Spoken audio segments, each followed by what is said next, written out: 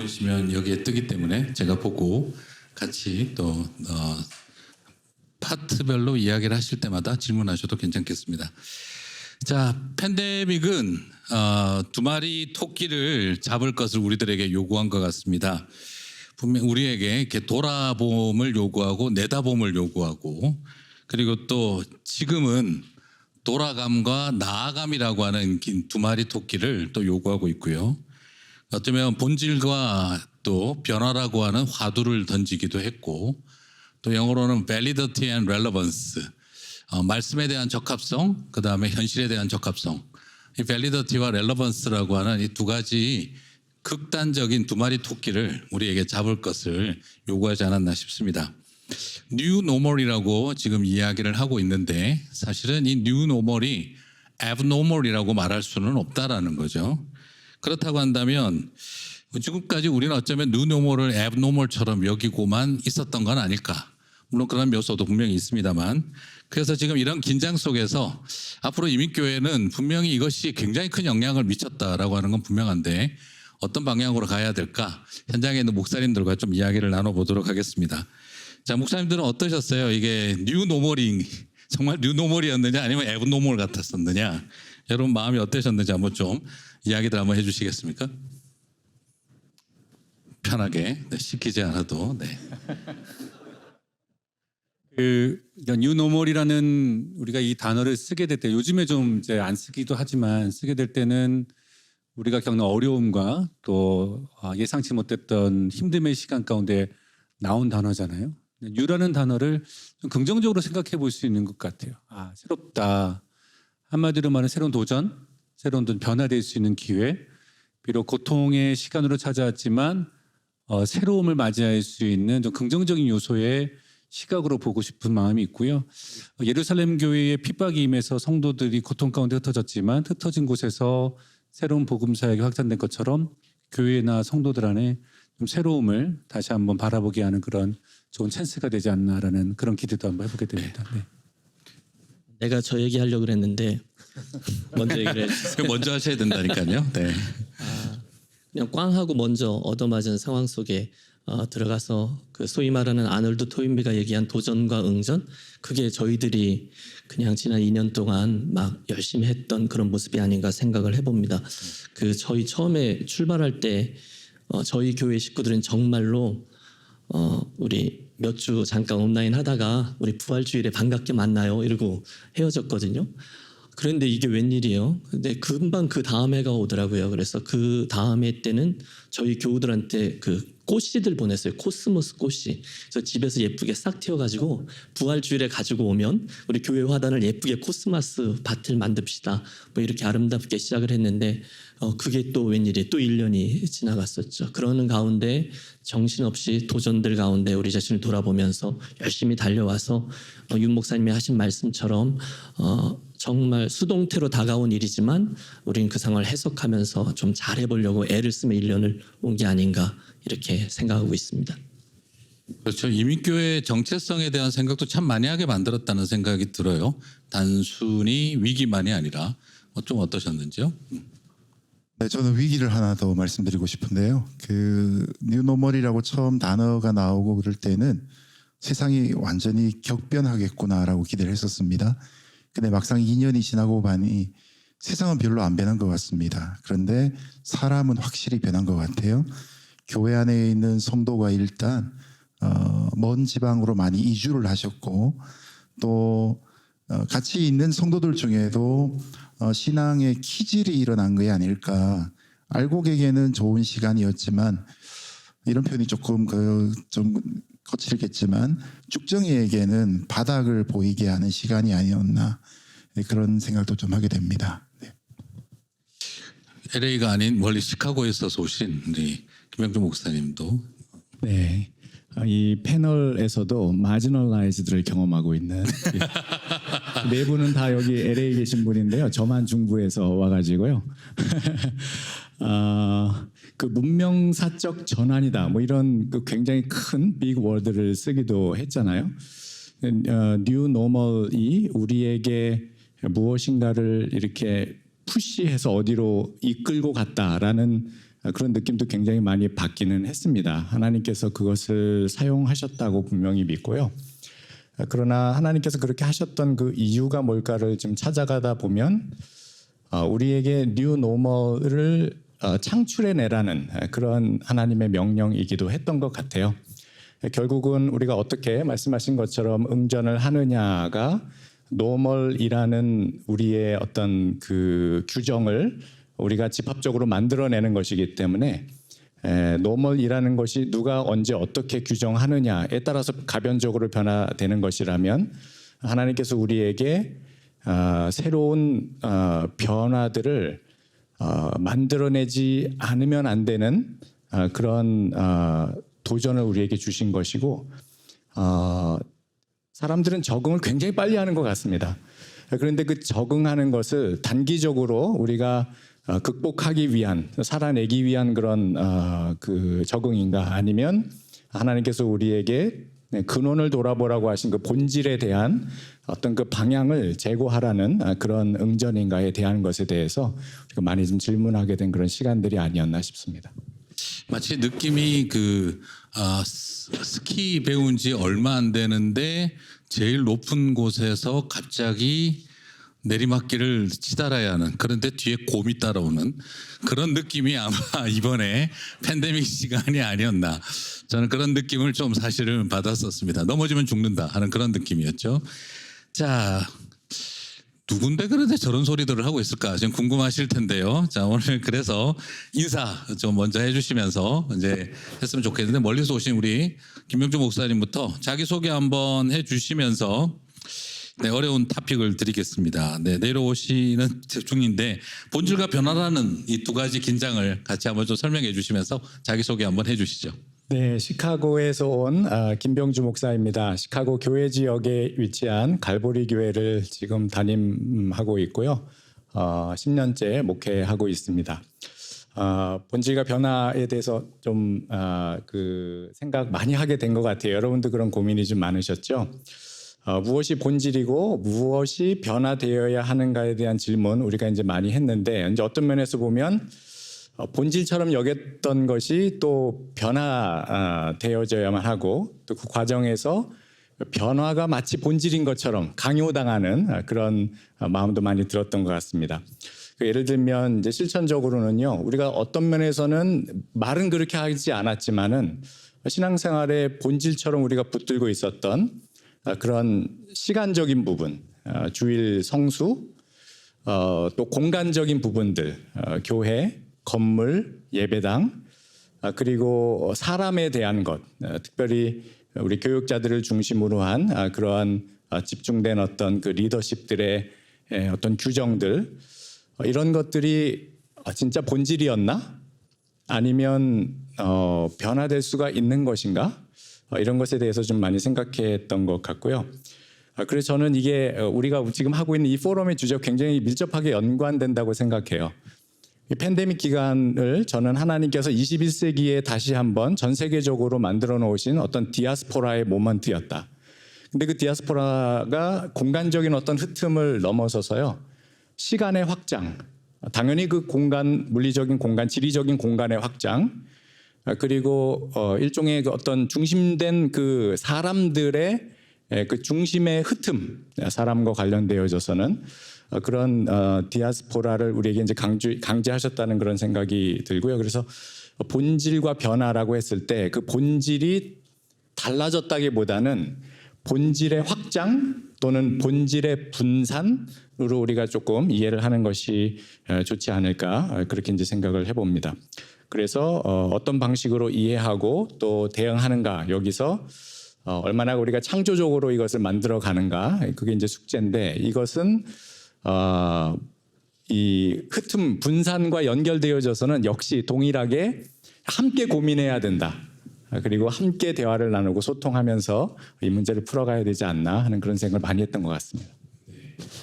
너무 뒷설명을 잘해버리면 누구였는지 기억이 안 날 수가 있죠. 네, 김병주 목사님이셨습니다. 자, 그리고 또 다음은 우리 누구 또 부탁을 한번 해볼까요? 조금 어려운 건데, 이제 validity and relevance, 이런 화두를 가지고 팬데믹을 보내면서 이민교회 어떤 생각을 하셨는지 이정엽 목사님 자기 소개해 주시면서 이야기해 주시기 바랍니다.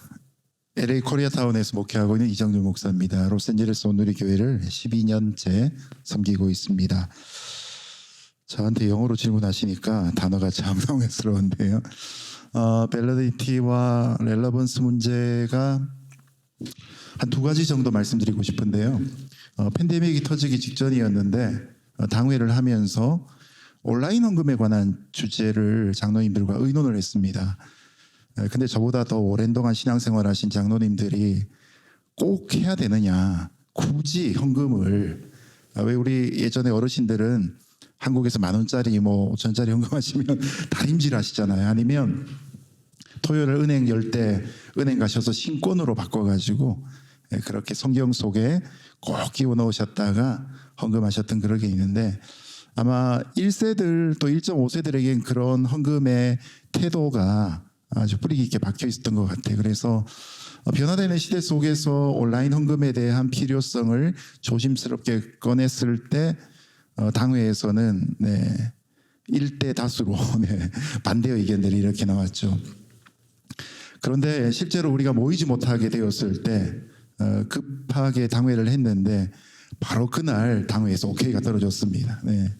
왜냐하면 성도들이 교회 나올 수도 없고 또 교육자들이 헌금을 받으러 다닐 수도 없는 그런 상황이었기 때문에 너무 쉽게 넘어가는 문제가 있었고요. 두 번째가 성찬에 관한 문제였습니다.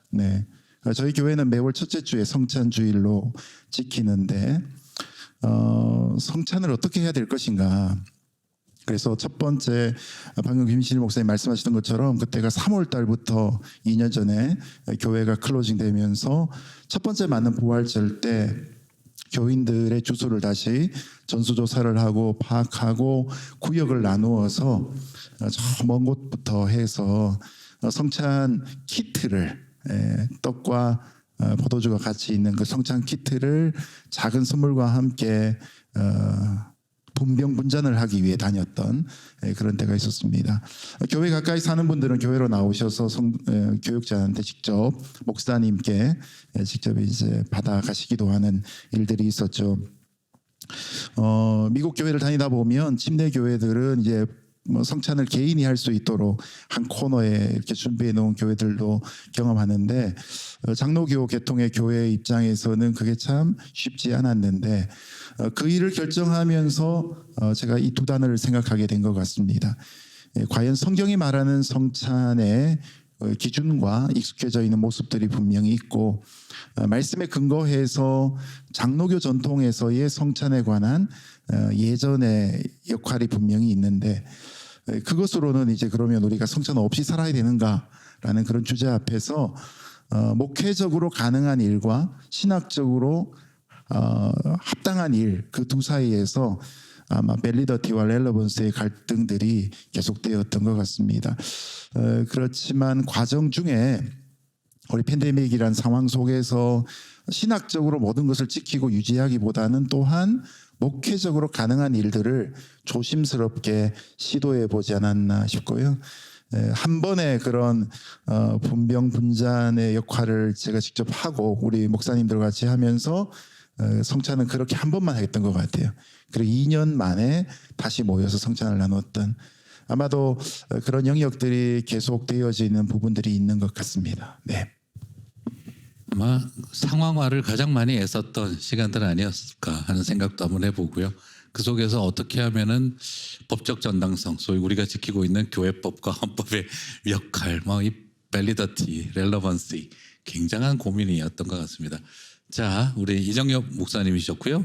자, 그리고 윤배우 목사님 한번 또 이야기를 해주시겠습니까? 아무래도 오늘 주제는 이제 돌아감과 나아감이라는 이 긴장 속에 무엇을 느끼셨는지요? 저는 플로에서 가장 가까운 파사디나에 위치한 사랑예비 선교교회에서 담임 목사 섬기고 윤대혁 목사입니다. 팬데믹 때가 어느 때보다도 어떤 본질에 대한 이야기를 성도들에게 많이 강조했던 예배가 중요합니다. 교회 사랑이 중요합니다. 말씀이 중요합니다. 기도가 중요합니다를 제일 많이 얘기했던 어찌 보면 성도들에게 가장 기본적인 가치의 중요함을 많은 메시지를 통해서 강조했던 시간이 이 시간이 아니었을까 싶은 생각이 좀 들더라고요. 그러면서도 말씀과 또 찬양과 기도에 가까울 수 있도록 교회가 다양한 통로들을 온라인을 통해서 많이 개발하고 제작했던, 그래서 우리 교육자들 이런 얘기했어요. 당신들이 전도사고 목사인지 방송국 PD인지 모르겠다 할 정도로 정말 많은 것들을 성도들에게 영적 유익을 주고자 힘쓸 수밖에 없는, 그러면서도 본질을 계속해서 강조했던 시간이었던 것 같고요. 한 가지 좀 인상 깊은, 이것이 돌이킴의 어떤 회복의 시간이 아니었나 싶고, 또 교회 사랑에 대한 마음이 더 애틋하게 더 커져갔던 시간도 교회 안에 큰 장점이 됐던 것 같아요.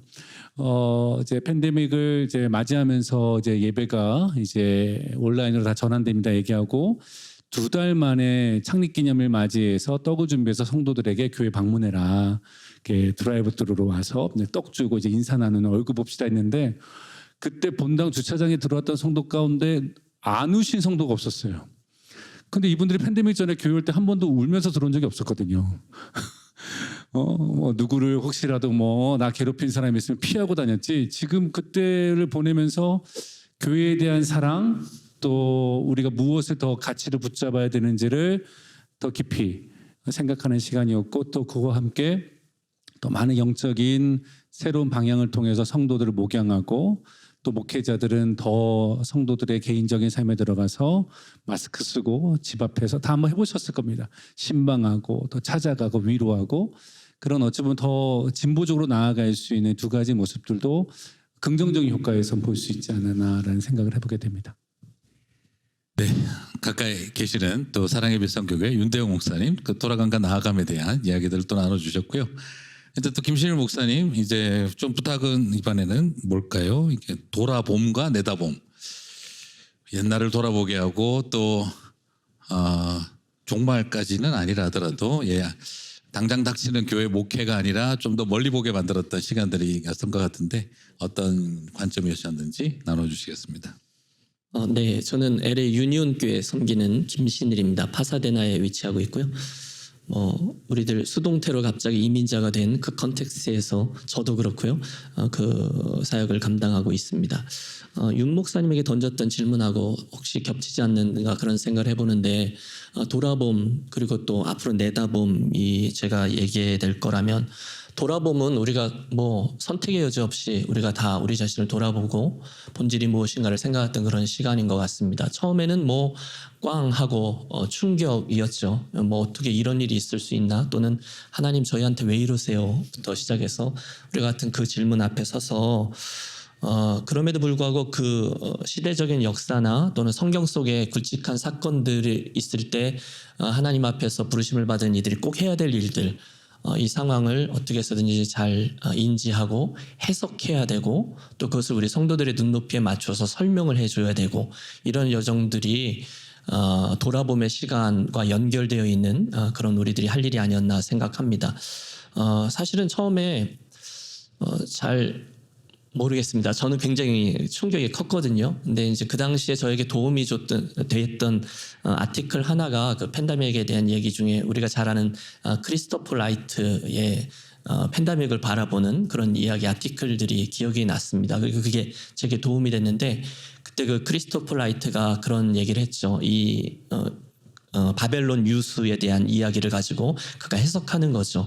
이건 우리 때문이다, 이런 포인트로 얘기를 했고, 이스라엘 백성들이 했던, 또 팬데믹도 우리 사람들이 저질렀던, 그리고 2번째 제가 기억하기로는, 그런데 그것은 하나님의 주권 아래서 하나님이 허락하신 일이다라고 얘기했고, 3번째는 그럼에도 불구하고 우리들이 해야 될 일은 꾸준한 기도와 또 하나님의 회복을 소망하는 일이다, 이런 얘기를 그분이 그 아티클에서 했던 걸 읽으면서 굉장히 위로를 받았던 기억이 있습니다. 그러면서 그 여정을 우리가 하는 거죠. 그래서 도대체 이 팬데믹이라는 상황이 무엇인지, 또 이 속에서 우리 자신이 취해야 될 건, 목회자됨, 뭐 개인적으로는 나의 목사됨이 이 상황에서, 또는 우리 공동체됨이 우리 상황에서, 그러다 보면 자연스럽게 우선순위에 대해서, 본질이나 원리에 대해서 이렇게 생각해 보면서, 이것이 물론 힘들었습니다. 그렇지만 그것이 우리 자신에겐 유익한 돌아봄의 시간이었던 것 같고요. 일단 내다봄에 대한 이야기를 할 때 저에게는 큰 도움이 됐던 게 그 동지들이었던 것 같습니다.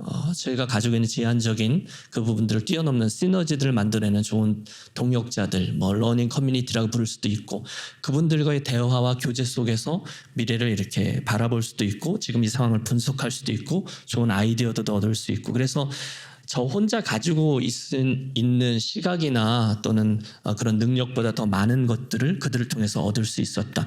뭐 지금도 사실은 이 모임 자체도 그렇고 앞으로도 그런 방향으로 좋은 동력자들과 시너지들을 만들면서 바라보아야 되지 않는가. 동력자의 귀함, 공동체의 귀함 이런 것들과 함께 그런 그 부분을 좀 강조드리고 싶습니다. 네, 목회자들과의 만남을 통해서 이제 팬데믹을 극복하는 일에 많은 도움을 얻었다 하는 것이 또 하나의 새로운 또 내다봄의 통로였다라는 것. 개인적이기보다는 네트워크의 필요성 그리고 동력자들의 필요성이었다라는 생각이 듭니다.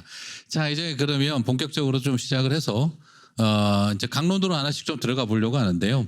이제 예배 또 공동체 그리고 또 우리 양육 그리고 다음 세대 그리고 선교 뭐 등등의 이야기들을 우리 목사님들이 한 부분씩 맡으셨습니다. 그래서 제가 질문을 하면서 이것이 어떻게 이번에 팬데믹을 겪으면서 그런 교회 사역의 이슈들을 감당을 하셨고 그리고 그게 어떻게 이민교회의 정체성의 형성에 영향을 주고 또 변화를 일으키는 한 계기가 될 수 있었을까 그걸 한번 살펴보도록 하겠습니다. 자 아무래도 첫 번째는 예배 우리 그 윤대웅 목사님하고 좀 질문을 드려보겠는데요. 먼저 편하게 또 다른 분들 이야기하셔도 괜찮아요. 네. 사실 예배가 가장 큰 팬데믹 충격이었는데 저도 가장 놀랬던 게 예배를 중재하고 나서 교인들이 한 명이 없고 카메라 2대가 회중으로 있는 전혀 대답 없고 저만 쳐다보고 있는 그 카메라의 두 눈을 제가 쳐다보면서 설교할 때 뻔뻔하게. 네, 뻔뻔하게 네, 그거를 쳐다보고 카메라 2분이 보고 계시는 자리에서 제가 그 두 눈동자를 보면서 설교를 했던 기억이 나는데요. 야 사람도 아니고 카메라 쳐다보고 울었잖아, 그죠? 네, 그런 그때 심정이 어떠셨는지 한번 유 목사님 넘어가기 전에 혹시 나 그때 카메라 쳐다보고 어땠다 혹시 이야기해 주실 수 있나요? 먼저 예배에서 카메라 쳐다보기 전에요. 저는 아직도 기억이 생생한데 그게 아마 3월 15일 주일날을 영상으로 대치하는 그 결정을 그 전 이틀 3일 전인 금요일날 당회에서 내렸습니다. 그 다음날 권사님 한 분한테 전화가 온 거예요. 우시더라고요. 목사님 어떻게 그런 결정을 내릴 수 있습니까? 그때만 해도 이게 그래도 되는가 그런 정서가 굉장히 컸고요. 이제 저희가 토요일날 준비를 해서 영상으로 내보내기 위해 이제 토요일날 영상을 촬영을 했고 그걸 주일날 그 시간에 맞춰서 이제 송출을 유튜브에 업로드를 해서 내보내는데 처음 해보는 거잖아요. 그렇게. 그러니까 굉장히 시간을 오래 걸려서 촬영을 했고 그 원테이크로 그렇게 가는 게 그렇게 어려울 줄을 몰랐습니다. 예배가 실제처럼 돼야 되니까 생방송처럼 그냥 한 번에 이게 샷을 끝까지 가져가야 되는데 뭐 모두가 초긴장을 하는 건 거죠. 그래서 카메라를 보면서 하는 것도 굉장히 어렵고 또 예배를 이렇게 드려야 하는가에 대한 그런 감에는 굉장히 럭셔리어스한 생각이었고요. 어떻게든지 이건 make it happen 가능하게 해야 된다는 그 부담감이 굉장히 컸던 것 같아요. 그래서 그렇게 해서 준비를 했고 그리고 에디팅을 했고 그리고 그것을 이제 밤사이에 올리는데 모든 교회들이 다 그렇게 했나 봅니다. 그러니까 이게 서버가 감당을 못했는지 안 올라가는 거예요, 유튜브에. 그래서 그 다음 날 저희가 예배가 이제 11시 반 예배니까 사실 빠른 예배는 아니거든요, 시간상. 왜냐하면 영어권이 먼저 저희는 예배를 드리기 때문에 한국어권이 11시 반 시간인데요. 10시부터 계속 스태프들한테 전화가 와요. 목사님 아직 반도 못 올라갔습니다. 그 다음부터 이제 째깍째깍 이 초가 지나가는 시간들이 얼마나 크게 울리든지요. 막 마음이 막 조바심이 나고 애는 타고 입은 바짝바짝 마르고 그래서 결국은 어쩔 수 없이 예배 시간 10분 전에 전교인한테 공지를 했죠. 지금 테크니컬 디피컬티가 있어서 지금 얼마나 성도들이 간절한 마음으로 그 시간을 기다리셨겠어요. 그리고 뭐가 어떻게 될려나 하고 얼마나 초조하게 긴장하면서 기다리셨겠습니까? 그러니까 그런 걸 생각하니까 정말 힘들어서 그 광고를 내는 동안에 참 마음에 어려움이 있었던 것 같아요. 온라인 한다도 힘들었는데 오늘 예배 없습니다. 해야 되는 상황이. 네, 예배는 또 없을 수는 없으니까 그래서 계속 그렇게 해서 1시간 미루고 2시간 미루고 네. 그래도 또 다시 3시간을 미루고 해서 결국은 오후 한 5시쯤이나 돼서야 영상 예배가 가능하게 되는, 그러니까 완전 초죽음이 됐고요. 담담함이죠. 또 그걸 얼마나 많은 성도들이 그 시간을 기다리시고 예배를 드렸는지 이게 또 확인할 길이 없는 거예요. 예, 그래서 그런 기억들이 지금 떠오릅니다. 네. 여기는 울 시간도 없었겠어요. 네. 이정현 목사님 어떠셨습니까? 송 목사님은 카메라맨 2사람 있었는데 저는 예배 담당 목사님 혼자 카메라 들고 있었는데 뭐 잠깐 핸드폰 들고 나가더라고요. 그래서 혼자 설교하다 울었어요. 혼자. 아무도 없고 카메라만 있는 상황에서 울었고요. 재미난 에피소드일 수도 있는데 한 1년쯤 지나고 나서 성도님을 우연히 만났습니다. 그래서 너무 반가워서 쫓아가가지고 인사를 했더니만 전혀 안 반가우신 거예요. 하시는 말씀이 저는 매주 설교에서 목사님을 뵙고 있어요. 이렇게 말씀하시는. 그래서 좀 섭섭함들이 느껴지기도 했고 확인할 수 없는, 설교는 하고 있지만 리스판스를 확인할 수 없는 영적인 그 인터랙션이 일어나지 않는 것 때문에 설교자들은 참 많이 힘들었던 것 같고요. 마찬가지로 다시 예배가 재개되고 처음 회중 앞에서 설교할 때 또한 울컥하는 심정이 있었던 것 같습니다. 네. 네, 저도 카메라 목사님 2명 있었던 게 아니고요. 설치하고 나가더라고요. 혼자서 쳐다보고 울었잖아. 이렇게 됐었습니다. 한 가지 그 좋은 건 있어요. 이번에 이렇게 온라인으로 예배를 드리고 나니까 4살짜리, 5살짜리 아이들이 저랑 굉장히 친한 척을 하더라고요. 예, 집에서 엄마 아빠랑 맨날 봐놓으니까 어느 틈에 제가 담임 목사가 아니라 뽀뽀뽀 아저씨가 돼 있더라고요. 그래서 괜히 와서 저랑 친한 척하고 아는 척하고, 그래서 4살짜리들에게 대박 인기를 얻었습니다. 자, 그러면 김식 목사님 죄송합니다. 뺄게요. 네. 나중에 우리 이제 윤대영 목사님으로 넘어가면서 한번 목사님 이제 이번에 겪으시면서 그 온라인 예배하고 이 대면 예배 긴장이 사실 참 만만치 않았잖아요. 약간 이 폴리티컬 폴러라이제이션까지, 정치적인 양극화까지 겹치면서 이 문제가 굉장한 핫 이슈가 되었는데, 온라인 예배가 가져온 긍정적 요소, 뽀뽀뽀 아저씨가 됐다 뭐 이런 것도 있겠습니다만, 그러나 또 피할 수 없이 좀 아쉬운 것도 있고, 또 한편으로는 이걸 통해 우리에게 새롭게 되어진 어떤 챌린지, 또 도전, 또 유익했던 거 어떤 측면이 있는지 한번 좀 느끼신 것을 좀 나눠주시면 좋겠습니다. 팬데믹 시작되고 교회가 가장 큰 변화를 느낀 게 아마 이제 온라인 예배로 전환해야 된다는 거였다는 건 다 동의하시는 것 같고, 이게 이렇게 길어질 거라고는 누구도 예상 못했던 시간인 것 같아요. 그래서 처음에 온라인 서비스라는 이 차원이 성도들에게 되게 고맙다 얘기를 듣고 안타까움과 또 뭔가 마음의 허전함을 가지고 왔다가 이게 1년 4개월의 시간으로 이제 온라인에 지속되면서 이제는 안정감과 편리함으로 이제 상황이 바뀌어버린 것 같아요. 팬데믹 전에 온라인 예배 서비스를 했던 교회가 미국에서 몇 교였을까? 제가 주변에 많은 동료 목사님 보더라도 온라인 서비스란 교회가 거의 없었던 것 같아요. 거의 한 교회도 없었죠.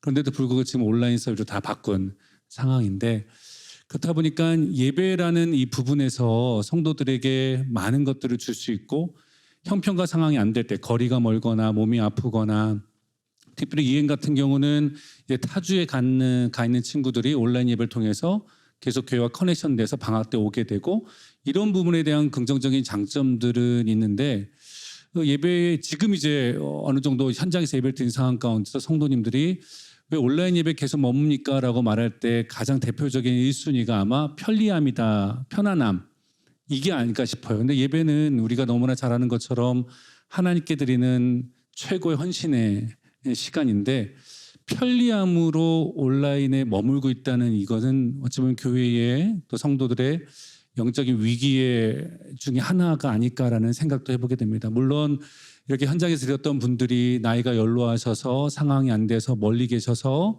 이제 온라인 예배를 통해서 그나마 예배가 이루어지고 영적인 공급을 받는 그 중요한 요소들은 있지만 올 수 있는데도 불구하고 편리합니다. 라고 있다면 교회적으로는 큰 영적인 어려움이 생기는 거라 생각하고요. 저희는 이민교회에 속해 있잖아요.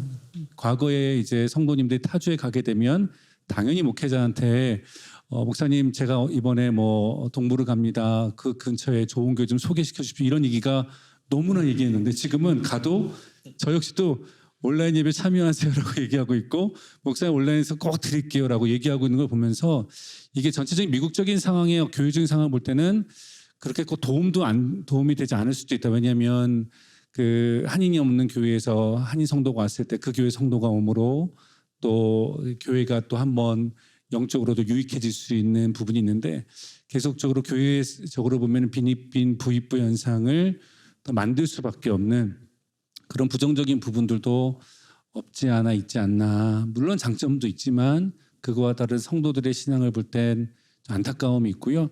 그런데 이 부분의 심각성을 교육자들이 놓치고 있는 이유 중에 하나는 교육자들은 온라인 예배를 드린 적이 없어요. 우리는 항상 현장에 있었어요. 그러니까 온라인으로 예배드리는 성도들의 마음을 우리가 예배 온전히 잘 드리라고 말하지만 실제로 저희가 온라인 예배를 드려서 참여했던 적은 없죠. 한 번은 한국에서 이제 무슨 기도 전체 연합하는 그 모임에 교회가 참여해서 온라인으로 한국 컨텐츠를 했는데 저 역시도 그 온라인 예배를 드리면서 아 성도들의 마음이 이렇겠구나 싶은 거를 온라인 예배 시작하고 10개월 만에 알았어요. 저 역시도 기도에 참여하는데 어느 순간 침대에 앉아 있고 커피를 가져가고 있고 저희 집에 개 한 마리가 있거든요. 걔가 이제 그 온라인 예배들 현장에 오니까 너도 예배드리러 왔니라고 묻고 있고 걔를 만지작거리고 있는 거 보면서 제가 그때 이건 아니다. 이거는 우리가 온라인 사역은 강화될 수 있겠지만 상황이 바뀌면 이거를 절대로 방관하면서 강조하거나 그냥 둘 수는 없는 상황은 아닌가라는 긍정과 부정적인 효과가 함께 좀 공존하고 있지 않나라는 생각을 해보게 됩니다. 꼭 필요해서 시작되어졌으나 이제는 편리함으로 이제 바뀌는 요소와의 극복. 그러면 이제 아직도 여전히 꼭 필요하신 분들에게는 어떻게 다가갈 거냐는 것과 또 편리를 추구하는 분들과는 어떤 극복점을 찾을 거냐. 지금 이게 또 새로운 이슈가 되고 있다는 이야기시죠. 자, 이게 참 이 두 가지 문제 쉽지 않은데 아까 살짝 무시당했던 김신일 목사님 이것에 대해서 어떻게 생각하시는지 기회를 드리겠습니다. 지금 이야기를 들으면서 드는 몇 가지 장면이 저에게 있어요. 저는 전형적인 이제 어르신들이 많이 있는 교회 공동체를 섬기고 있는데요. 팬데믹 상황 중에 많은 분들을 이제 하나의 나라로 이사 가는 분들 장례도 했지만 남겨져 계신 분들 가운데 이제 더 이상 운전이 불가능하다거나 또는 예배는 드렸었지만 예배당에 와서 이 귀가 전혀 안 들리시는 어른들이 많이 계셨거든요. 근데 이분들이 이구동성으로 너무 좋다고 계속해서 왜냐하면 집에 있는 이따만한 TV로 이제 예배를 드릴 수 있고 설교나 이 모든 것들을 정확히 들을 수 있으니까 너무 좋아하시는 그런 분들에게는 되게 유익하다. 그리고 아까 말씀드린 것처럼 먼저 말씀하신 것처럼 저는 교우들이 너무 반가운데 교우들은 목사님 잘 보고 있어요. 그러고 있는 부분들 그 부분이 이제 한 면이라면 또 한 축은 제가 지금 까먹었는데 네, 넘어가겠습니다. 갑자기 기회를 드려서 당황하신 것 같습니다. 좀 이따 생각나면 계속 이어서 말씀드리도록 하겠습니다. 예. 제가 하나 좀 청원해도 될까요? 근데 이 예배를 우리가 생각할 때 그 예배를 어떻게 규정하느냐가 좀 또 생각해볼 문제인 것 같아요. 예배가 개인적인 예배도 있고 공동체 예배도 있지만 또 우리의 삶이 예배고 또 예배가 삶이 돼야 되는 것이 또 말씀이 우리들에게 가르쳐주는 바이기 때문에 우리가 모여서 함께 드리는 그 공동체 예배로 우리가 규정을 한다고 한다면 하나님께서 지금 이 시간과 공간과 사람을 흩어내시는 또는 확장시키시는 이런 상황에서 그 성도들에게 이걸 어떻게 해석하게 해주고 그리고 우리가 함께 어떤 방식으로 예배 드릴 수 있는 창조적인 방법이 있을까를 소통하는 그런 어떤 계기를 마련해 드리는 것이 또 우리 목회자들의 의무가 아니었나 하는 그런 생각을 듭니다. 그러니까 저희가 그렇게 얘기하지 않아도 이제 저희 교회에는 이제 나이 드신 분들이 좀 계신데요. 예배를 드리고 싶은데 뭐 어떻게 해야 되는지를 모르시는 분들이 이제 많이 계신 거예요. 가서 이제 도와드리기도 하고 연결도 해드리고 하는 그런 일들을 하는데 자연스럽게 이런 일이 일어나더라고요. 그러니까 같이 주변에 가깝게 계신 분 중에 영상으로 예배드릴 수 있는 뭐 이 상황이 가능하신 분, 텔레비전도 크고 응접실도 좀 넓고 하신 분들이 주변에 있는 가까운 어른들을 초청을 하신 거예요. 그래서 우리 집에 와서 함께 예배를 드리자. 그러니까 각자 집에서 예배를 드리는 것도 물론 가능하지만 구역 단위로, 소그룹 단위로 또는 친하신 그런 분들끼리 모여서 함께 예배를 드리고 또 거기서 함께 헌금도 거기서 하시고 거들 때는 이런 식으로 예배의 그 개념 자체를 확장해 나갈 수 있는 그런 좋은 계기도 된 것이 아닌가 그런 생각하게 됩니다. 나 생각났는데. 네. 예. 얘기해도 되는 거예요? 예. 약간 슬픈 장면으로 떠오르는 장면인데 그 온라인을 준비해서 예배를 드리는데 저는 이제 좀 우직한 면이 있어서 1부 예배, 2부 예배 꼭 혼자 예배당 가서 혼자 앉아 있었거든요.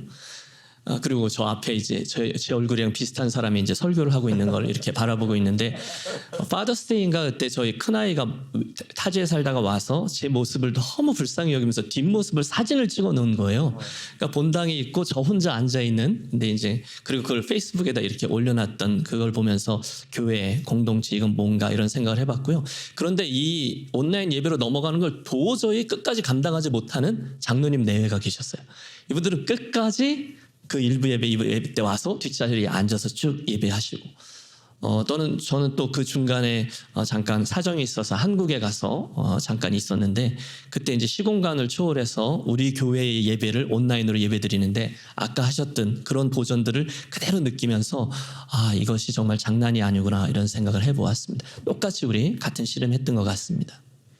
사실 이번에 온라인 예배를 통해 기대했던 건 성도들이 이제 교회에 대한 의존성 좀 극복할 수 있었으면 했는데 2년이라고 하는 시간이 가다 보니까 오히려 더 의존성이 심화되거나 아니면 아예 자발적 신앙이 아니라 아예 안 하는 신앙생활로 가는 양극화가 더 많이 일어나지 않았나 하는 그런 평가도 가능하고 이게 지금 교회를 바라보는 여러 우리 이민교회의 새로운 포메이션을 우리들에게 좀 보여주고 있다는 생각도 해봅니다.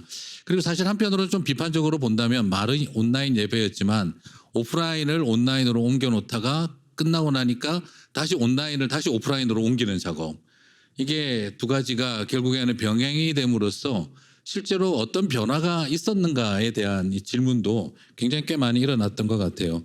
그래서 또 이러다 보니까 이제는 대면 예배 만들어야 한다 주장하시는 분도 계시고 또 앞으로 온라인 예배는 더욱 개발되어야 한다. 특징에 맞게 가야 한다. 혹은 방송 수준으로 가야 한다. 참 이게 퀄리티 이슈로 가느냐 아니면 타겟 이슈로 가느냐. 필요에 맞추는 필요성을 가진 분들에게 맞추느냐 아니면 우리가 더 많은 사람들을 확보하기 위한 어떤 그 디지털 유목민들을 찾기 위한 그래서 더 퀄리티 높은 방송으로 갈 거냐.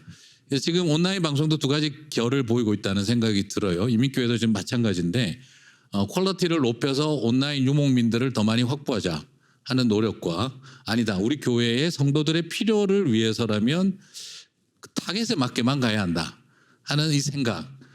참 여러 가지들이 지금 겹치고 있거든요. 그래서 이제 이민교회의 예배의 특징에 대해서 많은 고민들을 하고 있게 되는데 어떻게 우리 윤대영 목사님께서는 사랑예비 선교교회에서 어떤 실험 또 고민 또 이런 것에 대한 생각들이 어떠신지 한번 좀 들었으면 좋겠습니다. 그 유튜브나 온라인상에 많은 교회들이 예배를 올리고 또 가깝게 접근할 수 있는 장점들이 있다는 것은 뭐 우리가 다 인정하는 부분인데요. 그렇다 보니까 성도들의 신앙에 가장 흔들리는 것은 공동체성, 교회 소속감.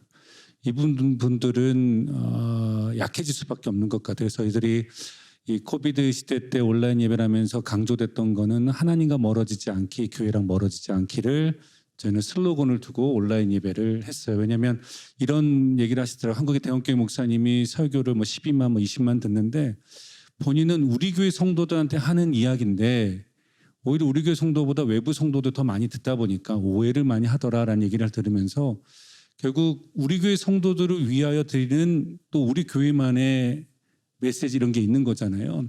그렇다 보니까 어떤 교회의 그 사역적인 부분들을 많이 공유하고 쉐어하는 영상을 예배 가운데 많이 좀 보여주게 했었어요.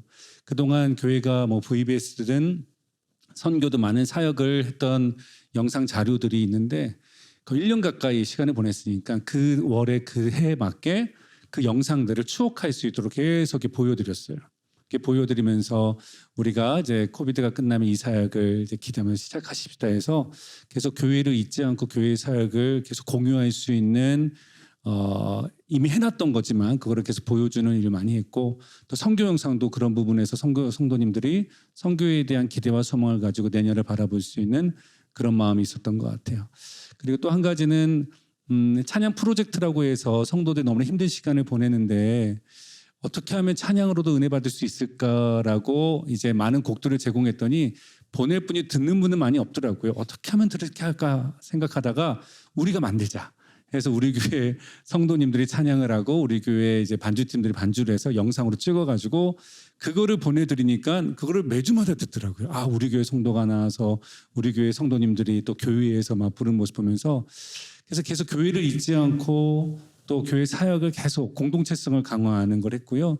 또 매주 토요일마다 이제 목회 영상을 보내드렸어요. 이번에 이런 일이 있었습니다. 뭐 이런 일이 있었습니다. 광고를 알려드리고 또 교회 사역을 그래서 광고를 잘 들어야 되니까 교회 사역 얘기를 온라인 가운데 그 팬데믹 가운데 어떤 일이 있었는지 계속해서 제공해드리면서 그 예배의 온라인이 어떤 다른 모든 교회 언제든지 가서 볼 수 있는 교회가 아니라 우리 교회에서 드리는 예배다라고 느낄 수 있는 그런 시간들을 많이 준 것 같고요. 지금은 이제 다시 이제 현장 예배가 시작되면서 아직까지 안 오신 한 30% 정도 되는 보통 70% 정도가 현장에 와 있다고 모두 공통적으로 얘기하는데 그 온라인에 머무는 분들에게 계속해서 예배드리는 장면들을 보여드려요.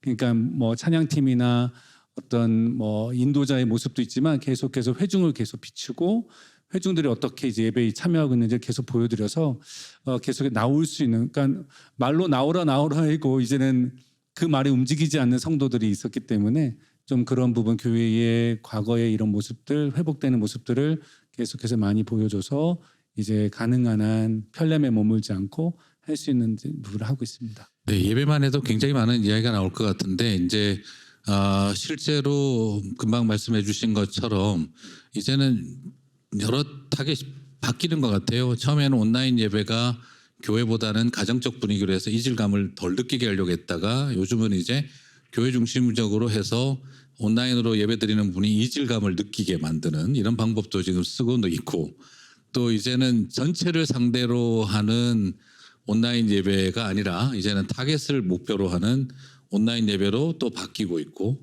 조금 더 큰 계획들은 이제 이걸 오히려 그 가난한 교인들과 같은 이분들을 찾아서 교회가 이렇게 온라인 교회를 성장화시키는 쪽으로 간다는 이민교회 안에도 굉장한 지금 변화가 생기는데 이것이 또 다른 이제 빈익빈 부익부의 한 요소도 되는 것 같아요.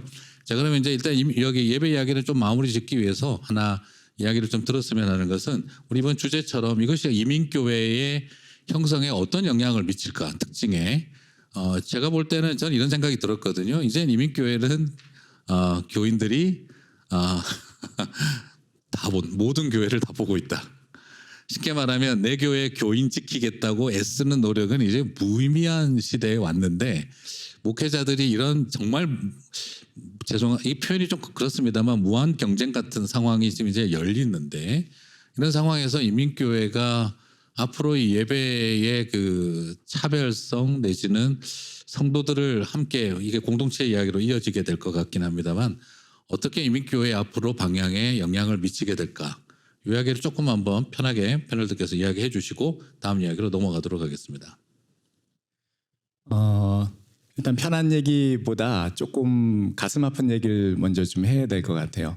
예배하고 관련해서 직접적으로 이것이 우리가 이번 포럼 통해서 여러 번 문제가 제기됐었지만 이 팬데믹을 겪으면서 많은 이민교회가 사실상 문을 닫았습니다. 뭐 이미 여기 LA 지역도 그렇다고 하는데요. 어떤 통계를 보니까 가장 그 팬데믹 이전보다 팬데믹 이후에 가장 많은 교회들이 문 닫은 데가 어디냐 그랬더니 역시 일리노이는 꼭 1등을 합니다. 그래서 시카고 지역에 있는 교회들이 약 40% 이상이 문을 닫았다라는 그런 통계를 제가 전에 듣고요. 엄청난 충격을 받았죠. 그런데 실제로 주변에 계신 목사님들과 대화를 나누다 보면 그것은 그 통계 수치를 정확하게 우리가 어떤 방법으로 그렇게 통계 수치가 나오는지는 확인할 길이 없지만 피부적으로도 그와 비슷하게 느낄 수 있는 그런 경험적인 데이터들이 있어요. 저희 갈보리 교회는 참고로 뭐 한 170명 정도 이렇게 함께 예배하는 작지 않은 그렇다고 절대로 크지도 않은 그런 중부에 있는 전형적인 이민교회인데요. 저희 노회에 속해 계신 목사님들이 저를 만나면 놀려요. 우리 갈보리 교회는 대형 교회라고. 그래서 저희 같은 교단 안에도요, 뭐 400명, 500명, 800명 되는 그런 교회들도 있거든요. 그래서 우리가 대형 교회면 그런 교회들은 무슨 교회입니까? 그랬더니 거기는 초대형 교회고 200명이 못 되는 저희 교회도 이제 대형 교회라고 이렇게 이름을 붙이시는 것이죠. 그러니까 정말 가까이 계신 우리 함께 목회하는 목사님들 중에는 팬데믹 을 지나고 나서 실제로 예배에 리턴하는 그 비율이 너무나 적어서 한 30명, 40명, 50명 정도 회중이었는데 지금 실제로 예배 드릴 때는 2가정, 3가정을 놓고 목회를 하시는 거예요. 그러니까 이것은 단순히 어떻게 하면 더 잘할까의 문제가 아니라 교회의 생존에 관련된 문제가 예배와 연관되어져 있고 이 경쟁에 몰려 있다는 이것이 우리가 함께 연대하면서 풀어야지 그 교회 전체 하나님 나라의 관점으로 본다면 어느 교회가 성도가 많아지고 어느 교회가 또 조금 준다 하는 이런 문제가 사실상 더 근본적인 질문을 우리에게 하게 하는 것이라고 생각이 들어서 우리가 지금 나누는 모든 주제와 연관해서 정말 무엇이 변화되어져야 하는 근본적인 문제인가 그리고 그걸 어떻게 우리가 함께 바꾸어 갈 수 있는가를 함께 좀 고민할 필요가 있다고 생각이 듭니다. 다른 목사님들도 공감하실 수 있는 부분이 있을 거라고 생각이 되는데요. 사실 지금 상황은 이민교회가 대부분 이제 논의를 해본 결과 중대형 교회들은 큰 어려움을 덜 겪은 편이라고 이야기들을 많이 하거든요. 그런데 이게 잘해서 그런가가 아니라 사실은 지금 이민교회의 생태계가 근본적으로 근저가 무너지고 있는 분위기 속에 이것이 일종의 풍선 효과에 의해서 혜택을 얻는 거라는 걸 우리가 잊어버리게 되면 사실은 지금 그 다음 문제는 굉장히 심각한 부분이라고 여겨지거든요. 왜냐하면 작은 교회를 다니던 분들은 큰 교회의 장점을 알지만 안 가던 분들이라는 거예요. 근데 그 작은 교회가 이번에 어려움을 겪으면서 무너지는 걸 봤을 때 그중에 일부는 그래도 중대형 교회로 이동은 하겠지만 사실은 그분들의 니드는 여전히 건강하고 작은 교회에 대한 필요가 분명히 있을 거라는 말이죠. 그래서 생각만큼 줄어든 교회의 그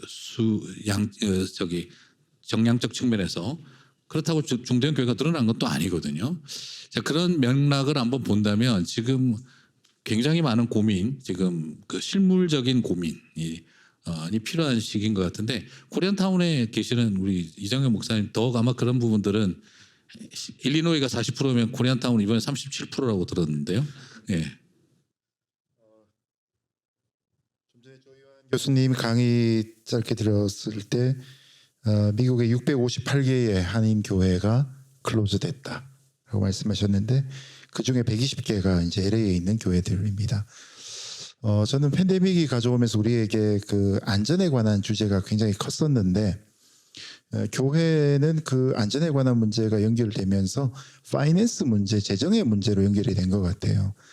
그래서 넓은 공간에 사람들이 6피트씩 떨어지며 물리적인 거리가 떨어질 수 있는 그런 환경이 아닌 데는 아주 직격탄을 맞았던 그런 어려움들이 있었고요.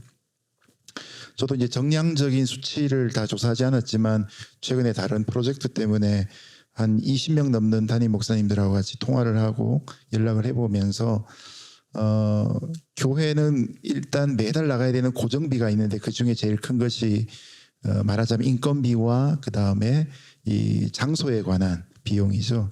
모기지를 다 갚은 교회들은 그나마 유지를 잘 했지만 신생 개척한 교회 또 재정의 규모가 약한 교회들은 목사님들이 주중에 잡을 가지고 일을 하셔도 유지하기가 어려운 상태여서 아마 이 120개의 코리아타운에서 부득이하게 문을 닫을 수밖에 없었던 교회들은 아마 그런 교회가 아닐까 싶습니다. 네.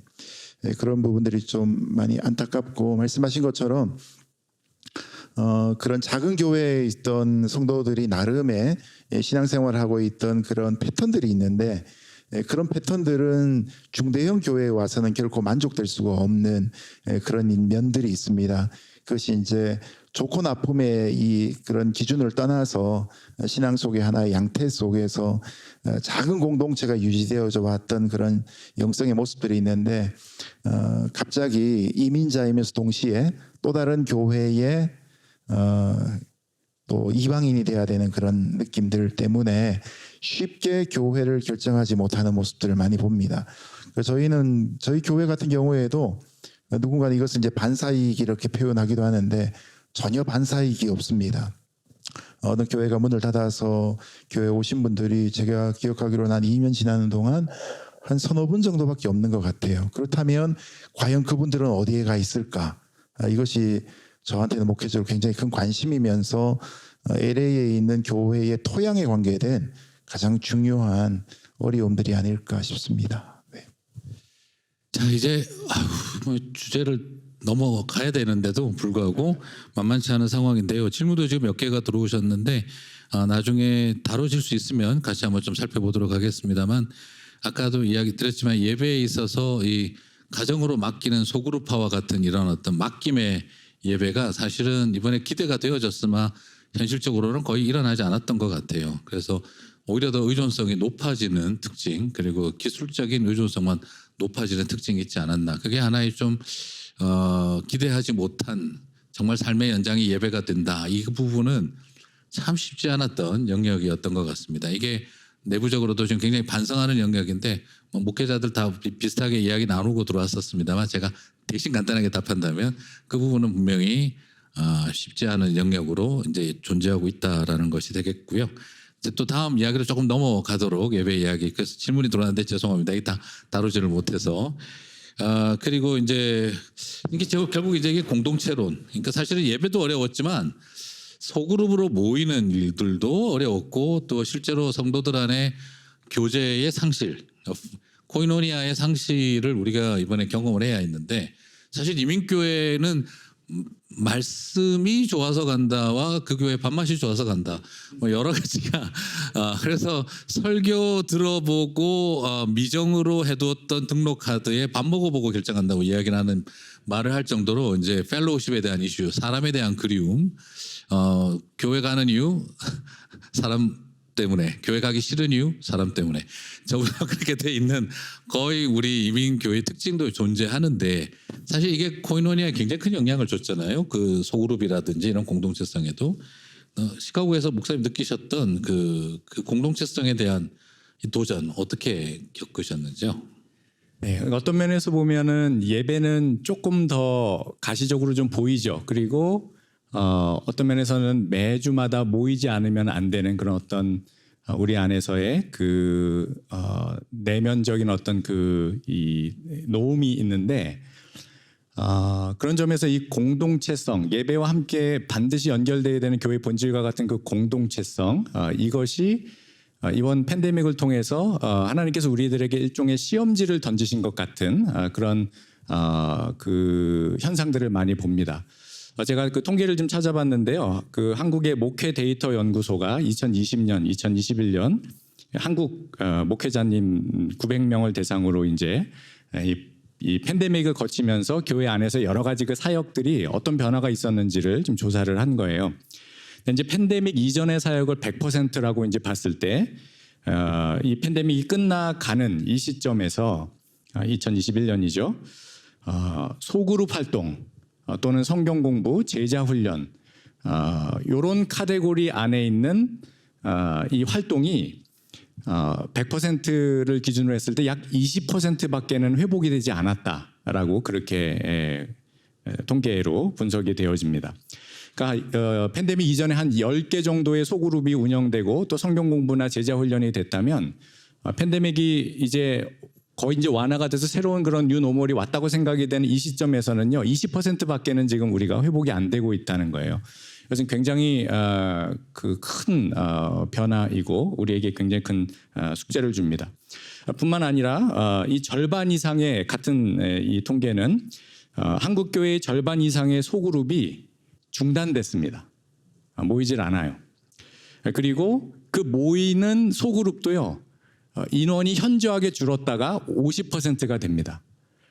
그러니까 우리가 한국교회의 위기라고 했을 때 벌써 오래됐죠. 제 기억으로는 연세대학교에 계시는 이원규 교수님이 한국교회 위기를 진단하면서 영성의 부재, 공동체성의 부재, 그리고 도덕성의 부재, 반드시 교회라고 한다면 세상 사람들도 기대하는 이 세 가지 면에서의 굉장히 중요한 우리의 가치가 세상으로부터 이제 조롱당하고 있는 그런 상황이다라고 했는데 전혀 개선이 되어지지 않았다는 거예요. 그리고 그 민낯을 우리가 이제 지금 보고 있다는 것이죠. 그래서 이게 이제 통계가 보여주는 것이긴 한데요. 실제로 그러면 어떤가 하면 여기에는 또 소망이 있고 또 정말 우리가 고민해야 될 부분이 좀 많이 있는 것 같습니다. 근데 일단 우리 목사님들께도 좀 여쭙고 싶은데 제가 목회하는 그 일리노이 지역에도 이 통계가 거의 경험적으로 맞다고 생각이 되어져요. 저희 교회를 포함해서. 우리 목사님들은 좀 어떠신지요? 소그룹 또 양육적인 면에서. 양육은 이따가 우리가 또 얘기할 거니까. 그런데 저는 지금 쭉 얘기할 때 나왔던 모든 통계, 숫자들 이야기를 쭉 들으면서 야 정확히 우리 교회 얘기를 하고 있는 것 같다 이런 생각을 했습니다.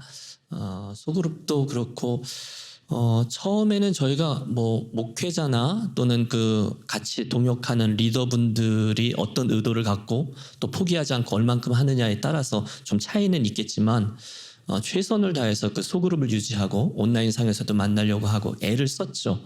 그리고 잘한 분들도 계셨어요. 그리고 또 중간에는 우리가 한동안 못 만났지만 어쩔 때는 아주 독특한 그룹이죠. 그 그룹이 한 번은 교회로 모이셨어요. 그래서 저를 격려하기 위해서 본인들은 목사님을 보지만 목사님은 우리 성도들을 보지 못하니까 목사님을 한번 취업하겠다. 그리고 토요일 오후에 한번 찾아오신 적이 있어요. 그래서 교회 마당에다 이렇게 해갖고 저를 격려했는데 굉장히 이렇게 격려를 받았던 그런 모습이 있습니다. 그런데 중간에 이제 1년 지나고 2년 차로 넘어오고 그러면서 소그룹 모임을 계속 유지하는 것이 굉장히 어려웠고 저희도 잠깐 섰고 이제 다시 빌딩업을 시작해야 되는 그런 상황 중에 있는 것이죠. 네, 저희가 정확히 그 여정을 걷고 있고 그런데 그것들을 포기하지 않고 계속하고 또 전투력이 그 목회자나 리더십들에게 얼만큼 있느냐가 이제 다음에 우리들을 이제 취업하고 올려가는데 영향을 미친다라고 봅니다. 그러니까 목사님의 질문에 대해서 저희도 그렇습니다. 이렇게 대답했습니다. 사실 공동체가 지금 모이고 있지만 그나마 또 모이는 50%도 좀 양극 성격이 바뀌었다라고 해야 되지 않을까요? 그러니까 예전에는 교회의 어떤 비전과 꿈을 위해서 성도들의 어떤 모임이 있었다고 하지만 지금은 한 50%가 그래도 공동체를 형성을 했다고 해도 가만히 살펴보면 좀 뭐라 그래야 될까요? 그러니까 이게 교회가 지향해가는 어떤 비전을 향한 그 소그룹의 교회를 형성함이 아니라 완전히 그 스몰 그룹으로 프래그멘테이션 되어버린 우리들만의 작은 그룹으로 가는 형성량. 예, 이제 우리 같이 나눌 때도 그런 부분들이 이야기가 좀 있었는데요. 친교 중심과 필요 중심의 소그룹은 살아남았다. 의외로. 그러니까 교회를 생각하고 더 큰 그림을 위한 교회 이 연합적 측면에서의 그 작은 교회들이 있는 분위기가 아니라 우리 교회의 큰 그림과는 잘 모르겠고 우리는 지금 친교가 필요하고 우리의 필요가 있기 때문에 모인다 하는 성향. 그런 성향이 의외로 지금 많이 강해진 게 이민교회의 그 공동체와 스몰 그룹의 한 지표의 변화가 온 게 아니냐 하는 생각도 좀 들어요. 네. 일단 우리가 이 스몰 그룹이 좀 변화된 부분이 그 플랫폼이 좀 바뀌었다는 점이 굉장히 큰 변화죠. 일단 그러니까 이제 목사님께서 말씀하신 그런 변화들의 기저에는 이제 뭐가 있냐면 다른 방식으로 모이는 툴이 저희한테 생긴 거예요. 그래서 이제 팬데믹이 끝나가는 이 시점에서도요. 실질적으로 모여서 스몰 그룹을 하기보다는 온라인상으로 또는 줌으로, 그래서 주 없이는 살 수 없네가 네, 줌 없이는 살 수 없네로 바뀌었다고. 그래서 그것에 어떤 좋은 점이 있고 또 그것이 우리들에게 주는 어떤 도전들이 있는데 그 상황 가운데에서 일종의 양극화 현상이 일어난다는 것이죠. 그래서 이 비대면으로 모이는 것을 선호하고 그게 잘 되는 그룹이 있습니다. 그런 그룹은 그것을 잘 활용해요. 그러나 처음부터 그것은 마음속에 개념도 없거니와 불편하고 그리고 그것을 활용할 수 없는 그 케이퍼빌리티가 안 되기 때문에 안 되는 그 그룹으로 양극화되어서 나눠지는 그런 것도 있고요. 목사님 잠깐 언급하셨지만은 교제 중심의 모임이라는 것은 그 친교죠. 그러니까 같은 친한 사람들은 모든 걸 다 락다운 시켜도 같이 만납니다. 그것도 매일 만나요. 강제할 필요가 없어요. 교회만 안. 네, 교회 올 때만 굉장히 조심스러워하세요. 근데 그것도 뭐 이해는 갑니다. 왜냐하면 다른 분들에게 피해가 갈까봐 같이 모이는 사람들은 우리끼리니까 너 걸리고 나 가려고 그래도 뭐 우리는 식구니까 뭐 괜찮아 이렇게 되지만 교회 공동체는 조금 좀 그런 면이 있어서 그런 면도 있는데요. 그리고 필요 중심의 그런 그룹들도 역시 잘 모입니다. 그러니까 성경 공부에 대한 필요 또는 어떤 인포메이션의 교환들, 자녀 교육에 관련된 것, 이게 정말 내가 필요를 채울 수 있는 그런 그룹들은 그나마 이제 모이게 되는데 반면에 정말 주님께서 우리들에게 말씀하시는 다양한 사람들이 다양한 동기를 가지고 다양한 모습으로 함께 참여하면서 그 안에서 우리가 성화의 과정을 겪어가는 진정한 제뉴인한 그런 공동체의 형성은 역시 도전을 맞게 되었다. 지금 그런 상황 가운데 몰려 있는 것 같습니다. 그런데 그 부분과 함께 동시에 지적하고 싶은 것은 그 와중에 성도들도 뭔가를 미스하고 계신 거죠. 그리워하고 계신 거죠. 우리가 전에 교회에 왔을 때 소소한 행복과 즐거움이 있었는데 그 부분을 거의 2년 동안 우리가 스톱하고 있었던 거잖아요. 그래서 사실은 지난 토요일에 저희 교우들한테 아주 간단하게 우리 파피꽃 보러 한번 가요. 뭐 이런 식으로 해서 저희가 툭 던졌습니다. 소소한 즐거움을 위해서 오는 사람들만 데리고 한번 다녀오자 그랬는데 목사의 믿음 없음에 비해 정확히 2배 이상의 사인업을 하고 그렇게 움직이게 됐어요. 저는 깜짝 놀랐어요.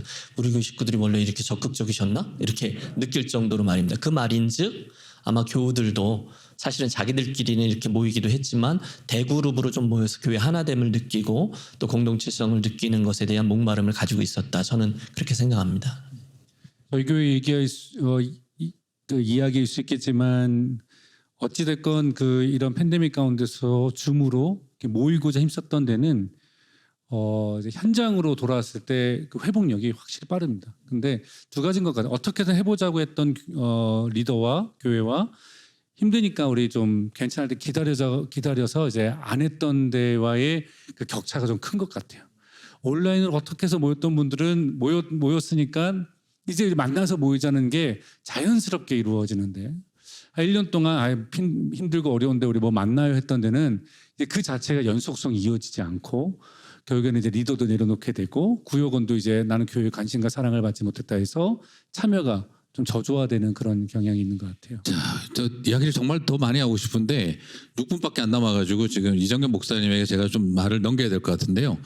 이제 우리가 이렇게 그 공동체성의 이제 새로운 변화가 이것도 분명히 이제는 교인들의 공동체성을 바라보는 시각도 굉장히 바뀌어야 된다는 것, 이것도 나왔다고 생각이 되고요. 또 질문도 나온 것과도 연관되는데 이번에 사실 팬데믹이 또 이민교회에 대해서 크게 바꿔놓은 것은 지역 사회의 전도와 선교가 전통적 의미에서 선교가 중지가 되면서 선교적 교회에 대한 새로운 시각과 그다음에 우리가 어떻게 하면 우리 공동체를 지키는 것도 중요하지만 사회 공동체 속에 공공성을 가지고 인볼브할 거냐 이거에 대한 도전도 이민교회의 굉장히 큰 챌린지였고 어떤 그 랜드스케이프를 바꿔놓는 일이 아니었나 싶거든요. 그래서 특별히 또 코리안타운 이야기해서 죄송합니다만 특별히 그 교회가 이제 그 교인들의 공동체성도 지켜야 했지만 우리가 속해 있는 이민 공동체 속에서의 교회의 역할론도 아마 목사님 굉장히 많이 고민을 하셨을 것 같은데요. 네. 네, 우리가 예배가 멈추는 충격과 함께 선교사님들이 현장에서 본국인 한국으로 귀환하셔야 되는 그 상황들이 또 많이 눈물을 흘리게 했던 것 같은데요. 1년이면 몇 번씩 가게 되는 해외 아웃리치가 사실 교회의 선교적 동력이었는데 그 동력을 지난 2년 동안 우리가 발휘할 수가 없었죠. 물론 이제 줌을 통해 선교사님들을 만날 수 있는 기회가 있기도 하고 선교사님들이 거꾸로 우리 교회들로 초청받아오는 그런 유익한 모습도 있기는 합니다. 저는 그 팬데믹 기간 중에 누가복음 10장에 나오는 선한 사마리아인의 비유가 굉장히 오랫동안 묵상이 되었습니다. 말하자면 예루살렘에서 여리고로 내려가는 제사장, 레위인, 우리가 이제 그동안 얼마나 예배를 중심으로 신앙생활을 열심히 해왔던가. 근데 더 이상 예배가 성립될 수 없는 상황 속에 마치 여리고로 내려가야만 되는 각자 뿔뿔이 흩어지는 그런 느낌들을 또한 가졌고요. 그 속에서 예배가 중요하고 하나님을 섬기는 게 중요하기 때문에 강도 만난 자에게 관심을 기울일 수 없었던 본문의 상황이 느껴집니다. 그래서 피해가게 되는 건데 팬데믹의 상황 속에서 우리가 제일 중요하다고 여겼던 예배가 멈추니까 현장 예배가 멈추니까 어떻게 하면 우리가 이 강도 만난 자를 그 이웃을 섬겨야 될 것인가가 비로소 고민되는 시간이 아니었나 저는 그런 생각이 좀 들게 되었고요. 그런 의미에서 이제 이 이틀 동안의 우리의 모든 모임의 큰 주제 중에 한 가지가 이민교회의 정체성이죠. 과연 미국에 존재하는 코리안 아메리칸에 모이는 컨그리게이션인 이민교회는 어떤 공동체인가. 많은 연구들을 통해서 우리가 발견하고 교회들마다 자랑거리로 삼았던 것 중에 한 가지가 우리 교회는 이민에 오는 분들을 잘 정착시키고 사랑으로 섬기고 케어하고 제가 요 앞에 조희환 교수님 강의를 들으면서 가슴이 조마조마했는데 제가 며칠 동안 생각하고 묵상했던 내용을 조희환 교수님이 먼저 얘기하시면 어떡하나 이런 생각이었는데 그 연달아서 이어서 이제 드릴 수 있는 말씀이 그런 것 같아요. 이민교회가 지금까지는 위로와 치유의 공동체로 우리가 살아왔습니다. 또 이틀 동안 여러분이 강의하시면서 그러나 이제는 우리가 호스피텔리티를 보여야 되는 그런 정체성을 가져야 될 때가 되지 않았나. 물론 우리는 여전히 정체성 속에 이방인의 모습으로 또한 푸대접을 받는 모습들도 있고 자기의 아이덴티티조차 이렇게 형성되지 못하는 다음 세대들이 또 있기는 한데 그래서 선한 사마리아인의 비유에 나오는 것처럼 예수님의 질문이 누가 이 강도 만난 자의 이웃인가라고 질문하실 때 이제 이민교회가 그 질문에 대한 답을 해야 될 때가 되지 않았나 싶습니다. 그래서 자기 만족과 자기 사람들을 위한 개토화된 교회에서 이제는 우리가 좀 눈에 보이지 않는 무형의 경계선을 좀 넘어가서 주변에 있는 분들을 바라보고 섬겨야 되는 일들이 있지 않나 싶고요. 자그마한 이야기 하나만 좀 제가 드리고 싶은 것 중에 하나가 제가 이제 파사데나에 살거든요. 근데 이제 교회는 LA 코리아타운에 있고 한 달에 서너 번씩 일부러 전철을 타고 출퇴근을 합니다. 교회에서 이제 집을 오려고 하면 레드 라인과 퍼플 라인이라고 이름 붙여진 코스의 전철을 타고 지하로 갑니다. 지하철을 타는 거죠. 근데 정말로 레드 라인이에요. 심지어 제가 9시쯤 될 때 밤에 전철 타고 퇴근하다가 아주 어떤 예쁘장하게 생긴 남자가 제 옆에 앉더니만 제 무릎에 손을 얹으면서 너 나한테 관심 있니? 이렇게 질문을 받을 정도로 같이 사귀자고 저한테 이렇게 그렇게 하는 정말로 레드라인처럼 아주 지저분하고 홈리스들이 중간중간마다 끊임없이 말하고 연설하고 막 뭘 받아 적고 막 이런 일이 있습니다. 근데 유니언역에서 전철을 갈아타 가지고 이 근처까지 오게 되면 이건 진짜 골드 라인이에요. 지상을 달리는 골드 라인입니다.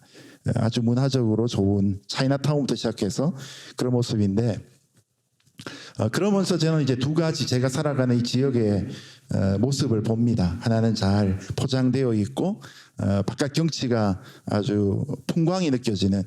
그러나 지하로 들어가면 이 지하 세계에 뭔가의 어두움과 냄새들과 이런 소음들이 있는, 저는 거기에서부터 우리 교회들이 지역을 섬겨야 되는 출발점을 삼아야 되지 않는가 싶습니다.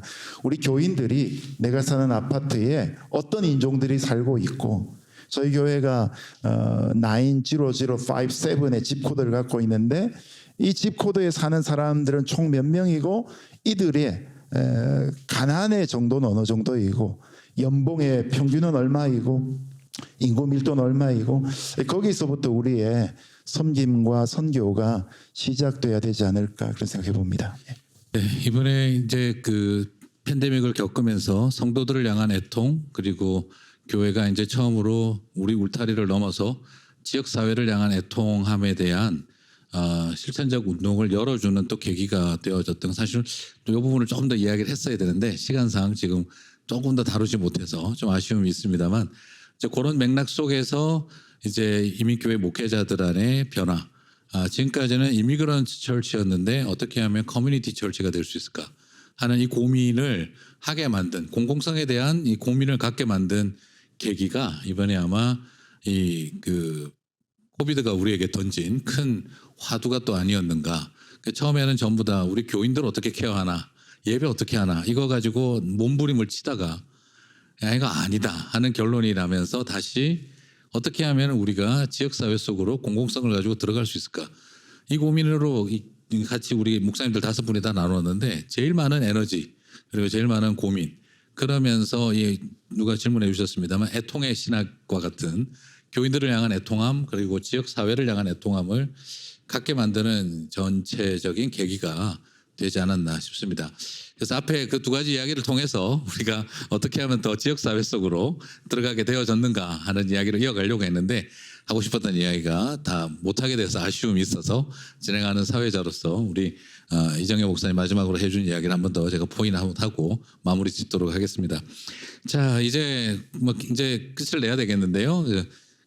김신일 목사님 미안합니다. 저도 빠졌어요. 2개 다 빠졌는데 이정혜 목사님도 좀 더 아쉬운 게 더 깊게 다뤘어야 되는데 시간 배분을 좀 잘 못해서 죄송합니다. 자, 이번에 저는 준비하면서 그 생각을 참 많이 했습니다. 개인적으로 고종 황제, 한국에 있는 고종 황제 생각을 많이 해봤어요. 목회하면서도 그랬습니다만, 왜냐하면 격변기에 나라 마지막으로 이제 한 국가의 마지막을 마무리한 사람이 고종 황제잖아요. 근데 그분은 아이템을 기가 막히게 잡았어요. 옛 시대를 청산하기 위해선 상투를 잘라라, 단발령. 새 시대를 열기 위해선 신식군대와 총이 필요하다. 한국은 세계에서 활을 제일 잘 만드는 나라니까 오히려 총이 늦었던 거죠. 장점이 독이 됐죠. 그 속에서 새로운 것과 옛 것의 그 결단, 옛 시대를 청산하기 위해서는 머리를 잘라야 하고 새 시대를 열기 위해서는 총을 들어야 한다.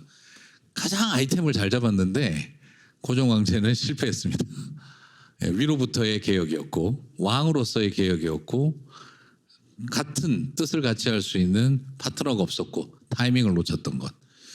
저는 그것이 고종 황제가 가장 격변기의 최고의 아이템, 옛 시대를 청산하고 새 시대를 열어야 할 꼭 필요한 것 2가지를 가장 좁혀서 파악할 수 있는 눈을 가졌음에도 불구하고 타이밍을 놓치고 네트워크를 만들지 못한 위로부터의 개혁은 나라가 끝이 나는 결과를 만들었다는 거죠. 어쩌면 우리 목회자들이 이렇게 하면서 우리가 뭐 황제는 아니지만 너무 이 시대에 우리가 위로부터의 생각, 우리가 뭔가 바꾸면 바꿀 수 있을 거라는 착각, 아이템을 잘 잡고도 타이밍 놓쳐서 실패하는 고종 황제의 그 반면교사를 좀 생각을 하면서 앞으로 교회가 가야 될 방향, 격변기에 혹시 우리가 그런 실수를 하고 있는 건 없을까 좀 돌아보면서 쭉 갔으면 좋겠다. 이렇게 마무리 짓고 마치도록 하겠습니다. 네, 우리 목사님들에게 박수 한번 해주시면 감사하겠습니다.